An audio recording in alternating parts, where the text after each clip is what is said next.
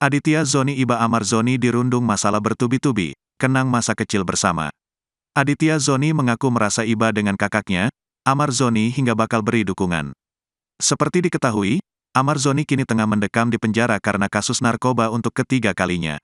Sementara ayah Amar Zoni, Suhendri Zoni meninggal dunia pada Sabtu, tanggal 20 Januari tahun 2024. Sebagai adik, Aditya Zoni merasa iba dengan kakaknya yang bertubi-tubi dihampiri berbagai masalah. Aditya Zoni pun mengatakan bahwa dirinya sangat paham dengan sifat dari kakaknya tersebut. Sebagai adik kan iba juga gitu.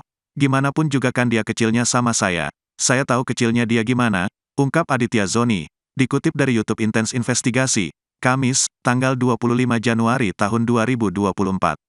Lantas Aditya mencoba menguatkan Amar untuk tetap tegar menghadapi cobaan saat ini. Meski sang ayah pergi untuk selama-lamanya, kata Aditya, Amar masih punya keluarga yang bakal selalu mendampinginya. Dari situ saya menguatkan, oke bapak udah nggak ada, cuman di sini masih ada kita, masih ada saya, masih ada Panji, ujarnya.